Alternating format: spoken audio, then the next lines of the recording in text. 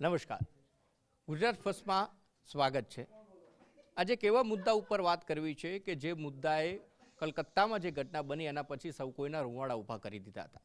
પરંતુ આપણા જ ગુજરાતની અંદર જસદણ પાસે આવેલા આટકોટમાં પ્રતીક્ષા વિદ્યાલય છે કે જ્યાં સંકુલમાં ભણતી એક દીકરી સાથે દુષ્કર્મ થાય છે અને હજી ન્યાય નથી મળ્યો. કલકત્તામાં જ્યારે થયું ત્યારે ઘણા લોકો બહાર આવ્યા અને ન્યાયની ગુહાર હજી પણ છે એ લોકો લગાવી રહ્યા છે. ડૉક્ટર આખો જ સમુદાય છે રસ્તા ઉપર આવી ગયો. ઘણી બધી જગ્યાએ હોસ્પિટલો બંધ રહી. પરંતુ ગુજરાતની અંદર જ આપણા જ ગાંધીના ગુજરાતમાં આટકોટમાં આવેલી સંકુલમાં જે દીકરી છે અને લગભગ 1.5-2 મહિનાથી ન્યાય નથી મળ્યો અને આરોપી પરેશ રાદડિયા જે છે હજી પણ ફરાર છે.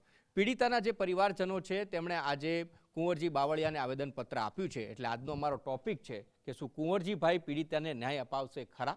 અને એને લઈને જ આપણી સાથે વાત કરવા માટે છે ધર્મેશ વૈદ્ય, એસોસિએટ એડિટર. ધર્મેશભાઈ, આખો જ મામલો લગભગ 1.5-2 મહિના જેટલો સમય થયો. પીડિતાએ પણ ઇન્ટરવ્યૂ આપ્યા છે. પીડિતાએ પોતાના ઉપર થયેલી આપવીતી વર્ણવી છે. સંકુલની અંદર જ્યાં શૈક્ષણિક ધામ છે ત્યાં આગળ જ જે સંચાલકો છે એમના થકી જ આ પ્રત્યેનું દુષ્કૃત્ય કરવામાં આવે.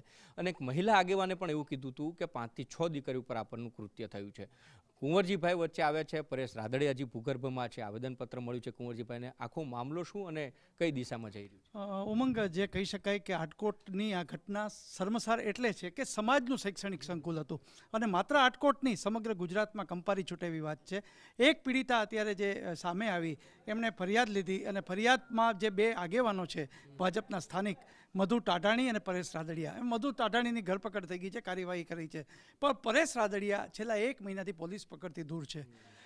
કહી શકાય એવી વાત છે કે આજે જે અપડેટ આવ્યું છે કે કુંવરજી બાવળિયા એટલે જસદણના ધારાસભ્ય છે, એમના મત વિસ્તારમાં પહેલીવાર આવી શર્મસાર ઘટના સમાજના કોઈ છાત્રાલયમાં બની હોય અને એને માટે પોલીસ દ્વારા તટસ્થ તપાસ ન થતી હોય તેમની ફરજ પર બની જાય છે. એટલે કુંવરજી બાવળિયાને પીડિતાના પરિવારજનો અને સ્થાનિક આગેવાનો મળ્યા છે. હવે જોવાનું એ રહે છે કે કુંવરજી બાવળિયાના મત વિસ્તારમાં તટસ્થ તપાસ થવી જોઈએ, કારણ કે રાજકીય આગેવાનો આરોપી છે. જો પરેશ રાદડિયા 1 મહિનાથી પકડાતો નથી એનું કારણ શું?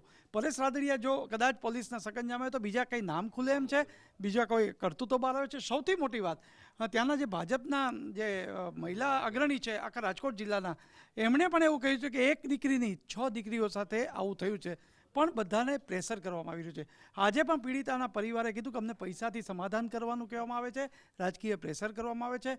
ત્યારે કુંવરજીભાઈની એક ફરજ થઈ જાય છે કે આ સમગ્ર ગુજરાતની દીકરી છે, કોઈ સમાજ સામે કે કોઈ પ્રતિષ્ઠા સંસ્થાનમાં કોઈ પ્રમુખ કે સામે આપણે કોઈ વાંધો નથી, પણ જો બનાવ બન્યો છે, FIR થઈ છે, તો નિર્દોષ હોવાની કોઈ વાત અત્યારે થતી નથી, તો પકડવામાં કેમ ઢીલી રાજકોટ રૂરલ પોલીસ છે એ સમજાતું નથી. જો પકડવામાં ઢીલી નીતિ રાખી રહ્યા છે તો એનું કારણ કોઈ રાજકીય પ્રેશર છે જેમ આ લોકો કહી રહ્યા છે. આવા સંજોગોમાં 2 દિવસ પહેલાં જે કોંગ્રેસના મહિલા મોરચાના પ્રમુખ જે કે જેનીબેન ઠુમર એ પણ ગયા હતા. એ અર્જણભાઈ રામાણી જે પ્રતિષ્ઠા સંકુલના ટ્રસ્ટી છે એમને પણ મળ્યા હતા કે ભાઈ તમે શું કામ વચ્ચે આત્મહત્યાનો પ્રયાસ કર્યો હતો, તમે બોલી દો જે હોય.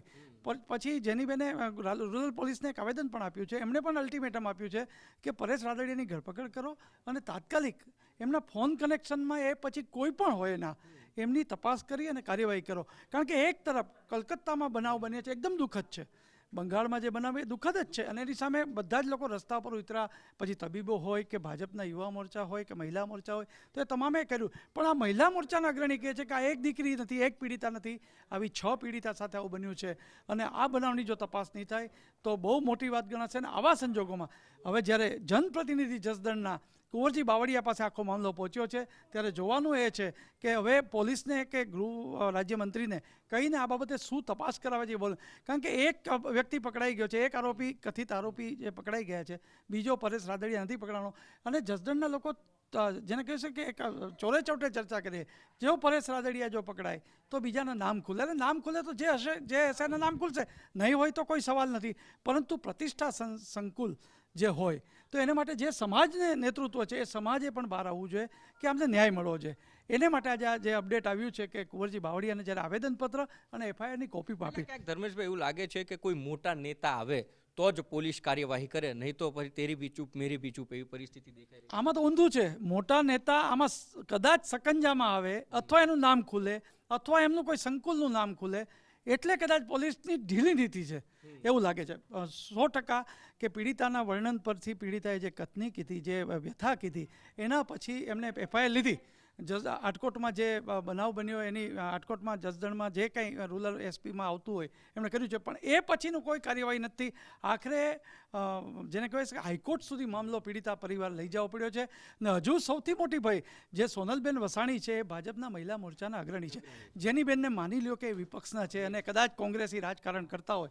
એમણે પણ કહ્યું હતું કે હું મારા સમાજની અને મારા ગામની દીકરી છે એટલે હું આવી છું, આવું એમણે પણ કહ્યું હતું. છતાં આપણે ભૂલી જાઓ, પણ સોનલબેન વસાણી એ તો જસદણના છે અને રાજકોટ જિલ્લા ભાજપના જે મહિલા ઉપપ્રમુખ છે. જો એમ કહેતા હોય કે આ આટકોટ દુષ્કર્મની તપાસ થવી જોઈએ તો બહુ મોટી વાત છે કે મહિલા મોરચાના નેતા કહી રહ્યા છે. એમની પાસે જે પીડિતા હશે એણે વ્યથા કીધી જ હશે અને આ તમામ વસ્તુ તપાસ, કારણ કે કોઈ પણ વ્યક્તિ આમાં સંડોવાયેલું હોય તો તપાસ થવી જોઈએ.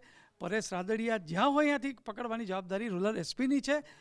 જો એમની સેશન્સની કે કોર્ટ કાર્યવાહી કરી હોય તો એ પણ કદાચ રિજેક્ટ થઈ જ કે શું, એ બહુ આપને હજી માહિતી નથી મળી. પરંતુ જો પોલીસ મધુ ટાઢાણીને પકડી શકે તો પરેશ રાદડિયાને પકડવામાં કેમ ડીલ કરી રહી છે? તો પરેશ રાદડિયાનું જો બેકગ્રાઉન્ડ જોવું હોય ધર્મેશભાઈ આપણે, તો પરેશ રાદડિયા એવા તો કોના બેકગ્રાઉન્ડમાંથી આવે છે અથવા તો કોના ચાર હાથ હોઈ શકે એવી કોઈ અત્યારે આપણી પાસે માહિતી આવી હોય કે એમનું બેકગ્રાઉન્ડ જો જાણવું હોય રાજકીય રીતે અથવા તો વ્યવસાયિક રીતે? આમ તો આખું જસદણ જો કહો કે આખું રાજકોટ સૌરાષ્ટ્ર બધા જ જાણે છે કે પરેશ રાદડિયા કે મધુ ટાઢાણી એ જસદણના કોઈ પણ કાર્યક્રમ, પછી મંત્રી હાજરી હોય, કોઈક ધારાસભ્યની હાજરી હોય, સાંસદની હાજરી હોય, એમના ફોટોગ્રાફ છે જ અને તે દિવસે FIR થઈ તે દિવસે મીડિયામાં આપણે દર્શાવ્યા જ છે.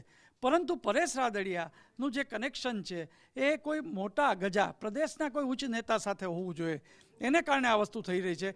એટલે આ બધા જ જૂથવાદ, જેને કહી શકાય કે પક્ષાપક્ષી બધું છોડ્યા વગર કલકત્તાની દીકરી માટે જો ન્યાય મળવા માટે આપણે એટલું જ કરતા હોય તો રાજકોટમાં આટકોટની દીકરી, રાજકોટ પણ જિલ્લા ભાજપના સોનલબેન વસાણીએ કીધું એક નહીં આવી 6 પીડિતાઓ છે.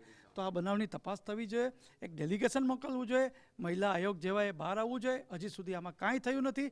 પીડિત પરિવારને આજે જ્યારે કુંવરજી બાવળિયાને રજૂઆત કરી એ લાંબા ગાળે રજૂઆત કરી છે. કુંવરજીભાઈ પણ આ ચિત્રમાં લાંબા સમય, બાકી પોતાના મત વિસ્તારમાં જ્યારે મીડિયામાં આવતું હોય ત્યારે એમની ફરજ પણ છે કે આ શર્મસાર બનાવ છે તો એની તપાસ કરાવી છે.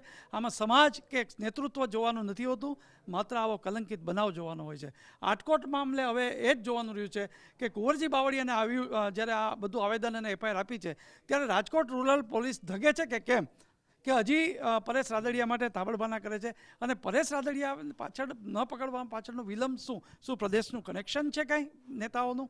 આ એક તપાસ જરૂરી છે. ચોક્કસથી. એટલે પરેશ રાદડિયા બેકગ્રાઉન્ડ, જે પણ નેતા આવે તેની સાથે ફોટોગ્રાફ્સ લેવા, અને ક્યાંક એવી પણ આશંકાઓ વ્યક્ત થઈ રહી છે કે પ્રદેશ ભાજપમાં કોઈક મોટા નેતા સાથે પરેશ રાદડિયાનું કનેક્શન હોઈ શકે છે અને એટલા માટે જ જે ન્યાય મેળવવાની જે તજવીજ છે એમાં ક્યાંક યુવતી જે દીકરી છે એના પરિવારને, પીડિત પરિવારને ખૂબ જ વિલંબ થઈ રહ્યો છે. લાંબા સમય પછી કુંવરજીભાઈની એન્ટ્રી થઈ છે, આવેદન આપ્યું ત્યારબાદ જોકે પોતાના જ વિસ્તારમાં ઘટના બની તેમ છતાં પણ કુંવરજીભાઈ પણ ખુલ્લીને સામે નથી આવ્યા. પરંતુ જ્યારે હવે એક દિગ્ગજ નેતા તરીકેની ઓળખ ધરાવે છે ને મંત્રી પણ રહી ચૂક્યા છે, ત્યારે આ જે કુંવરજીભાઈ જો અંદર ઇન્વોલ્વ થયા છે તો જે પોલીસ છે એ શંકાના દાયરામાં આવે છે, એસપી છે એ પણ ક્યાંક શંકાના દાયરામાં આવી રહ્યા છે. એટલા માટે કે એક આરોપી પકડાય છે, બીજો આરોપી પરેશ રાદડિયા કે જે મુખ્ય આરોપી તરીકેની ક્યાંક ભૂમિકા પણ એની હોઈ શકે, એને નથી પકડ્યા શક્યા એસપી.